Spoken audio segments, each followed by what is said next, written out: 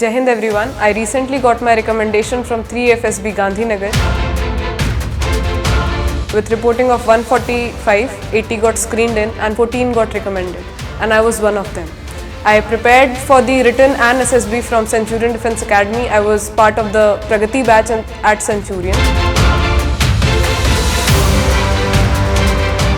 Now talking about my written strategy that I executed during my preparation, I think math plays a major role.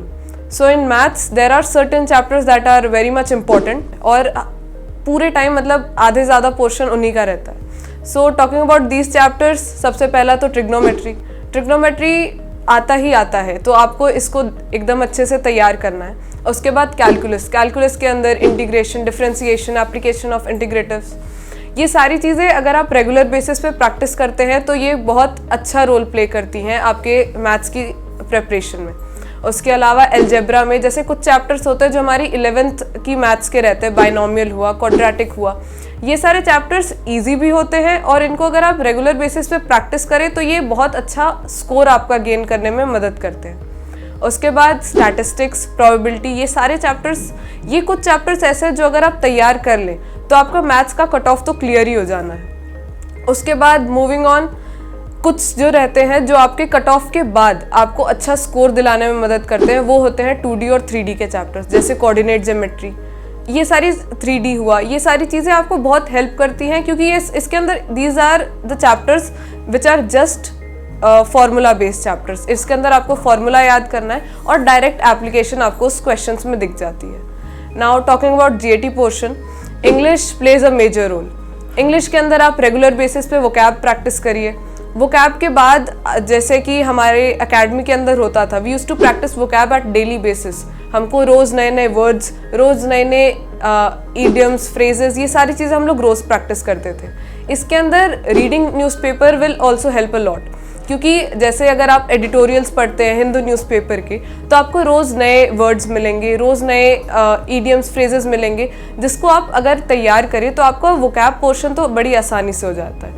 इसके अलावा आप PYQs की help ले सकते हैं क्योंकि अक्सर ये ट्रेंड देखने को, जैसे मैंने अपने प्रिपरेशन के टाइम PYQs किए थे और PYQs में मेन क्वेश्चंस के अलावा भी अगर जो ऑप्शंस रहते हैं, ऑप्शंस को भी आप पूरे अच्छी तरीके से उनके भी सिनोनिम्स, एंटोनिम्स अगर आप अच्छे से तैयार करें तो आपका इंग्लिश पोर्शन तो बड़ी आसानी से हो जाएगा.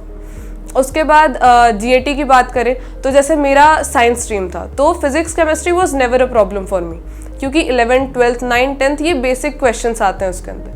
तो साइंस स्ट्रीम वालों के लिए तो physics chemistry is very easy. Now talking about SST portion, क्योंकि हम लोगों ने SST में हिस्ट्री, ज्योग्राफी, इकोनॉमिक्स, ये सारी चीज़ें हम लोग 10th के बाद छोड़ देते हैं.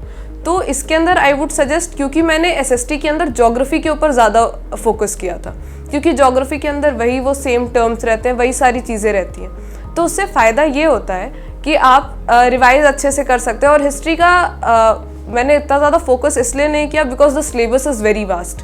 हिस्ट्री के अंदर बहुत सारे ऐसे पॉइंट्स रहते हैं, लेकिन इसके अंदर भी अगर आप देखें तो कुछ चैप्टर्स जैसे साउथ एम्पायर जो है वो अक्सर आता रहता है, तो हम लोगों ने कुछ पॉइंट जॉट डाउन किए थे जिनसे रिलेटेड क्वेश्चंस आते ही रहते हैं. तो हिस्ट्री के अंदर ऐसे कर सकते हैं. और ज्योग्राफी के अंदर तो 11th, 12th की ज्योग्राफी NCERTs रेफर करके ज्योग्राफी पोर्शन भी हो जाएगा. और सिविक्स के अंदर क्योंकि ये ट्रेंड देखा गया है कि सिविक्स के क्वेश्चंस अब कम आ रहे हैं, तो कुछ आर्टिकल्स आप पढ़ लीजिए जो इम्पोर्टेंट है. इसके अलावा कुछ नए लॉज, जैसे अभी क्रिमिनल लॉ बहुत ज़्यादा न्यूज़ में है, तो करंट अफेयर से जितना रिलेट करके आप लोग रिटन के अंदर SST को जोड़ेंगे. क्योंकि in the previous ND attempt हुआ क्या था कि नई पार्लियामेंट बनी थी, तो उसके अंदर सेंगोल लिया गया था उसके अंदर. तो इट वाज वेरी एविडेंट कि सेंगोल रिलेटेड एक हिस्ट्री का क्वेश्चन आ सकता है. अभी मान लीजिए कोई रिवर डिस्प्यूट चल रहा है, जैसे केन बेतवा लेक, तो उसकी केन बेतवा किसकी ट्रिब्यूटरीज हैं, किधर ज्वाइन होती हैं,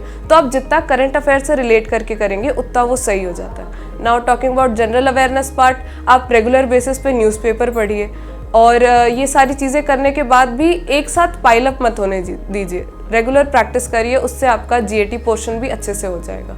और कुछ चीज़ें रहती है जैसे मिलिट्री एक्सरसाइजेज हैं, ये तो आती ही हैं, तो मिलिट्री एक्सरसाइजेज को भी रेगुलर बेसिस पे देखिए, इससे आपका NDA रिटर्न आराम से हो जाएगा. Thank you. डियर एस्पिरेंट्स, क्या आप भी NDA 2025 एग्जामिनेशन को क्रैक करना चाहते हैं अपने पहले प्रयास में? तो आज ही इनरोल करें सेंचुरियन डिफेंस एकेडमी के रिटन प्लस SSB कोर्स में, जो आपको देने वाला है regular classes, doubt clearing sessions, free study materials, trained faculties, experts of the SSB panel, free SSB coaching, India's largest GTO ground के साथ में doubt clearing sessions, weekly mock test, rigorous practice. ये एक ऐसा संस्थान है जहां हम आपको A to Z प्रिपरेशन कराते हैं और आपको नेशनल डिफेंस एकेडमी की कड़ी तैयारी कराते हैं। प्राउडली ऑल इंडिया रैंक 1, 2, 3, 4 जैसे रैंक्स देने वाली सेंचुरी डिफेंस एकेडमी आपको वेलकम करती है to join our upcoming courses for your NDA exam preparation. Please call on 97959 77776 for more information. Thank you, Namaskar and Jai Hind.